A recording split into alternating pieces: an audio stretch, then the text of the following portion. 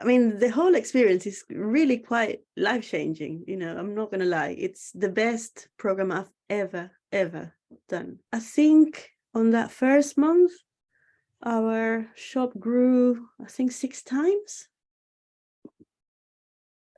As in, like, I don't know. Yeah, 6 times. It was like Six, really six, six. bad. Yeah, I gotcha. Yeah. Yes. Yeah. How did that feel? And that it was bizarre. I was like, I mean, this must be like fluke. It's gonna be like, like that part of it is always like, no. But at the same time, it's quite exciting because you think, okay, this really can work. My accountant was asking for my year accounts for, I don't know, like when I started the shop. Anyway, and when I was doing it for him, I realized that in a month we nearly did the same as we had done in the year. Yeah, he was a bit flipping. I mean, because we're always treat like the online as like, yeah, whatever, like kind of keep it ticking. And then he was like, what's happened here? Have you made a mistake? I was like, no. It's just really well thought through, like, and sometimes you join like courses and then there's all this like fluffiness. I think like, oh yes, you go out there and get customers. It's like, yes, how? Whereas, you know what I mean? Yeah. Whereas you have the right amount of hand holding that a person needs when they're kind of like learning the first steps.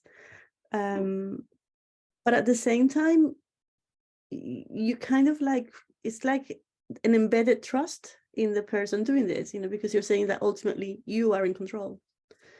And I guess that's the biggest, greatest benefit from the beginning. It's like, this puts me in control. I can feel it. I've had the business for about 8 years, but I started as a very like slowly because I had a full-time job and I didn't want to overwhelm myself. And then I opened a physical shop in Stoke Newington. And when I opened the shop, it was like super overwhelming. So I had to put everything aside, including the online. I didn't touch my website for 2 years. And then obviously it declined beyond reason.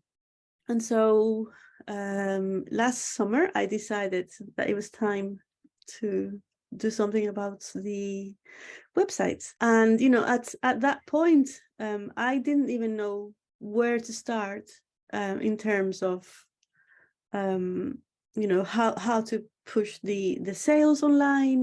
Like I come from a design background, so that wasn't a real problem. It was more about, like, where do I go? What do I say? How do I reach out to people? Where do I find them? My experience of advertising in the past has been atrocious. I think I've used agencies. It was chaotic and rubbish. Nothing ever happened from it. Then I used a person. Again, it was never a right fit. I was kind of quite skeptic about the potential for ads. I'm a small company. And so as a result, you're never going to be on the top priority of any agency. You're kind of like, I don't know, like pocket money to them. And so therefore, there was very little care and attention to the kind of keywords, for example, that would resonate with our people, trying to understand the product or why we are, why we do things in a certain way.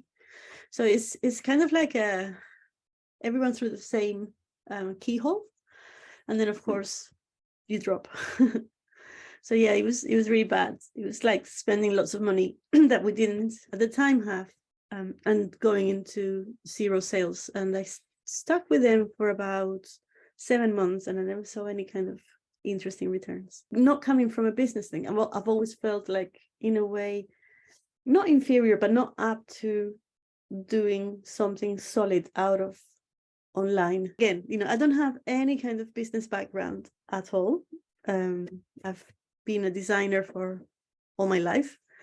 And sadly, in design school, they teach you lots of really good design techniques, but not one little nugget of how to do business, which is why we mostly fail. I was a lecturer for design for 15 years.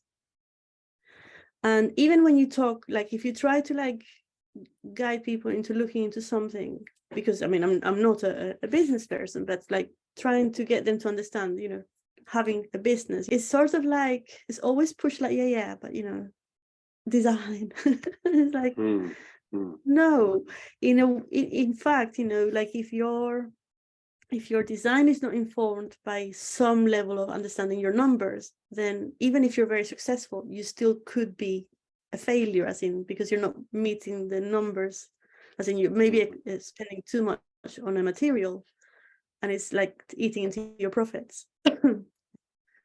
So this is Totally. It's a really sad thing, because in a way it should be something that it's like basic and is given to everyone, even from the level of school, you know, because it's about managing money in the end. You know, first your money, then your business money. So that lack of understanding, and I think in the UK as well, there is this sort of like, people, if you're an artist or a designer, people love to say, oh, I'm really bad at maths. And I dislike that so much, because maths is everything, you know, it's design. Changing your own perceptions, questioning your values and the way that you do things as well. But if, you know, if you're honest with it, it really works.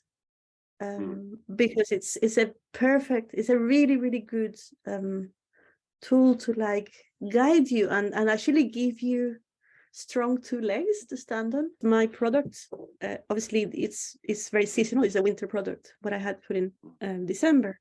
So eventually, yes, it dried out because it got warm. So I've put on, it's only yesterday I put on the new offer. And again, you know, already it had, within the first hour, it had sale. So it works. His answers are always like fully fledged. They're not kind of like, let me get rid of this quickly. And it's the same in the calls, you know, he goes the extra 25,000 miles. You know, the man is highly interested in helping people out. He has tremendous patience as well. I'm so excited because, you know, I've already planned my year. I know what I'm going to be doing. I know when I'm going to be doing, how much money I need to spend to do it, when to get my fabrics, when to get, you know, it's like, so it's just joyful. It's so relaxing.